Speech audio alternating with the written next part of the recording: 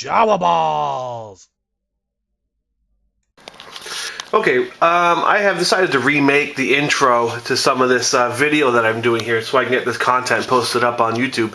I had used Annex SG's real name in the first video I had made for this, and he asked me to take his real name off the video and not discuss some of the other details I had disclosed earlier. So I'm remaking this for him real quick, and also for myself.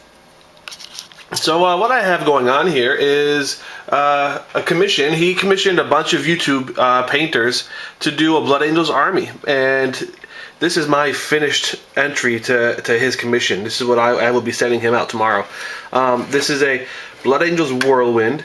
He asked for me to put the number 7 on there. That was one of the choices he gave me. This is his. This is my take on the Blood Angels symbol created by Les from Awesome Paint Job. By the way, I checked out his stuff and it's fantastic. Definitely go take a look at Awesome Paint Job. He made some beautiful stuff, including a Blood Angels logo that had a much more stylized, curved up wing setup.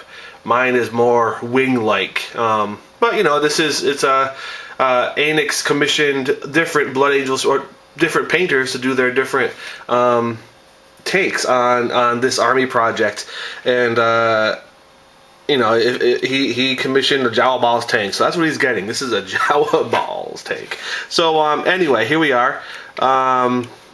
The Whirlwind by Jawaballs. He wanted a very dark whirlwind, so that's what I've given him. I'm not in macro mode, so I can't get too close. And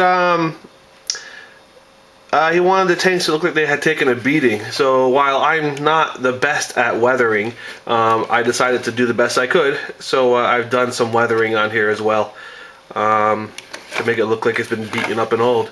So there it is, my very dark. This is as dark as I have painted a Blood Angels tank thus far, and I gotta say I love it. I went really heavy with the dark shade. A lot of blending. You can really see the darkness come out, and the very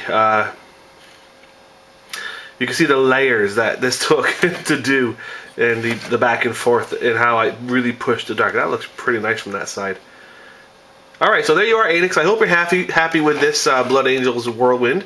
I hope that it finds a nice spot in your army. I will be posting up video on how I did this along with this intro. So there you go. More to come.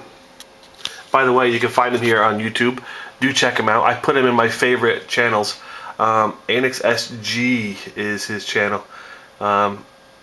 He's got all the different contributors for the project. Great stuff. Go take a look. And other guys in here that I've had a chance to look at.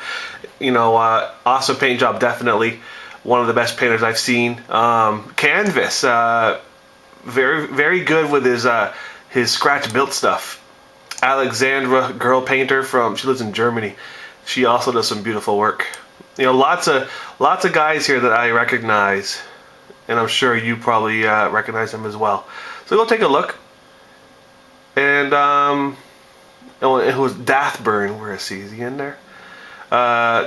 Just great stuff. All right, that's it. I want to just get to work here and get this posted for you. So enjoy. Go check it out. Annex SG. More to come. Jawaballs. What else is going on? Oh look, another commission. Oh look, more commissions. Look. Space Hulk Terminators commission. Lots of stuff going on. Emperor's Champion. Emperor's Champion. Alright. More to come. Here we are. I am now spray priming this Whirlwind Black. I use Army Painter. Color spray prime. It's fantastic. It can come out bad though. The pigments in the paint are so fine that sometimes I've heard reports, and I've seen it firsthand, of the paint actually spraying out in a very rough sandpapery texture, which is terrible. Mostly that's because you're spraying too far away from the model, and the pigment is drying in midair and landing already dry and clumping up. So spray closer, you know, and also make sure it's not too dry out or too hot out. Right now it's kind of cool in here, so let's go.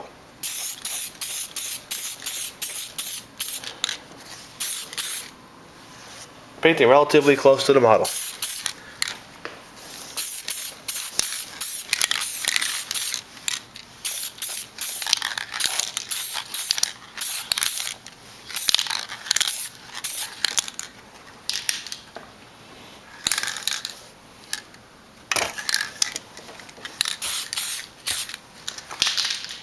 Voila. Okay, we'll let that dry. This is just the first prime, because I'm going to be using Army Painter Dragon Red as the base coat.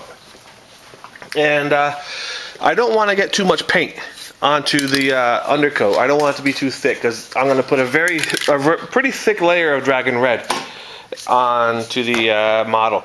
And I don't want the details filled in. So the point behind the black is to give it a very rich, dark base coat. Because you can either go black or white, and if you go with a white underneath the red, it's going to be a brighter red. The black's going to make it a darker red, and it gives you a nice dark base from which you can layer out and make the highlights brighter. Okay, more to come. Alright, here we are. Next step. I've got my whirlwind here, primed with black, Army Painter black. Now I will be using Army Painter Dragon Red. This is the secret to all of my Blood Angels tanks currently. I did a whole bunch of video before, so I'm not going to repeat the same stuff I did 10 times in the other videos that I'm posting up. I'm just going to get right to work here on this thing. Most importantly, spray kind of close and be efficient about it. Oh, the paint's a little clogged. Be right back. Okay, I'm back. I switched out the top. I had a restrictor cap on there to slow the flow down of the spray. So now I went back to the original cap that came on the can. It's the black cap. The spray will be a little bit stronger than what I'm used to doing, but I think I should be okay. Let's see. So just a light dose of Army Painter Dragon Red.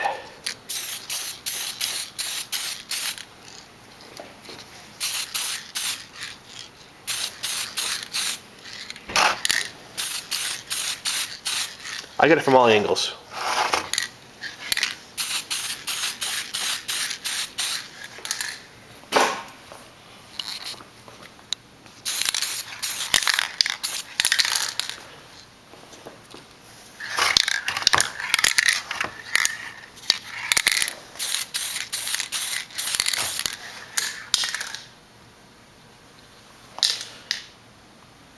It's kind of okay if some of the black is showing in the recessed areas.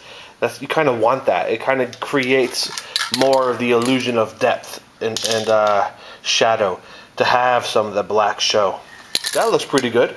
I'm going to go ahead and do the armor plates on the turret.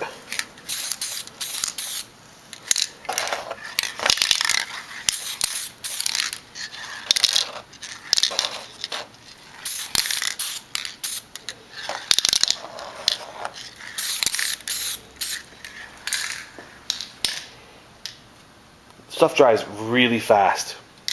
I love this paint. This paint changed the way I paint, and that makes me happy. It took hours and hours off my time. Okay, so before I die from asphyxiation, I'm going to let this kind of hang out for a second, and I'll come back in a few. Alright, more to come.